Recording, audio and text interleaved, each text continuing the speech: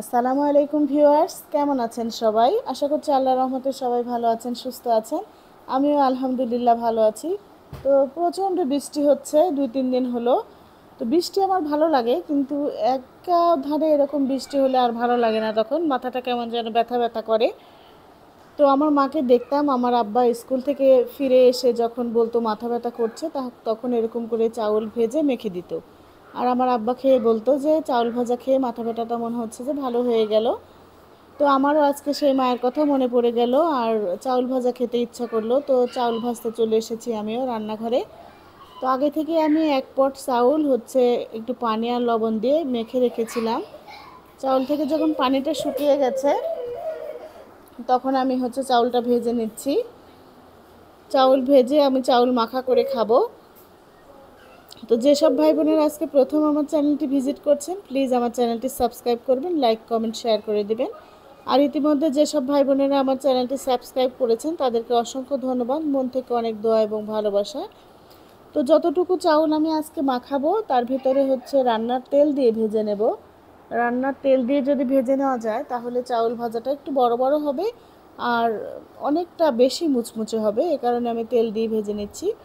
তো আপনারা যদি চাউল ভেজে মাখা আমার মতো পছন্দ করেন তাহলে এরকম একটু তেল দিয়ে দিবেন, পরে চাউলটা যখন ফুটে যাবে তখন তারপরে ভেজে নেবেন, আর সেই চাউলটা মেখে খেতে কিন্তু ভীষণ ভালো লাগে। তো চাউল ভাজা হয়ে গেলে আমি মাখতে চলে যাব। যেসব ভাই বোনেরা আমার রেগুলার ভিডিও দেখেন, প্লিজ সেসব ভাই বোনদের রিকোয়েস্ট করছি আপনারা রেগুলারই আমার ভিডিও দেখবেন, সুন্দর একটা কমেন্ট করবেন। মাঝে মাঝে দেখছি আপনারা আমার চ্যানেলে আসছেন না, ভিডিও দেখছেন না, এতে কিন্তু আমার ভীষণ মন খারাপ হচ্ছে।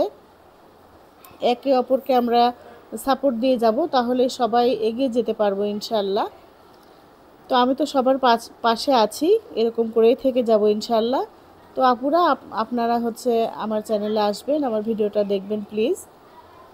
তো বেশ কিছুক্ষণ ধরে চাউলগুলো মেখে ভেজে নিয়েছি, তারপরে চলে এসেছি মাখা করতে। এখানে দিয়েছি টাটকা টাটকা কাঁচামরিচ, আজকে সকালেই কিনে নিয়ে এসেছিলাম।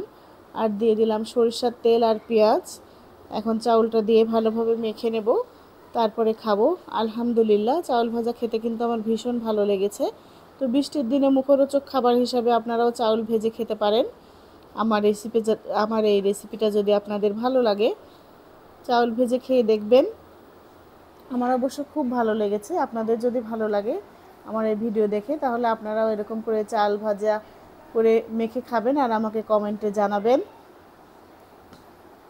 তো চাউলগুলো অনেক গরম ছিল, আমার তর সইছিল না যে তাড়াতাড়ি মেখে খাবো। তো আলহামদুলিল্লাহ, মেখে কিন্তু আমি সবচেয়ে বেশি খেয়েছিলাম চাউল ভাজাটা।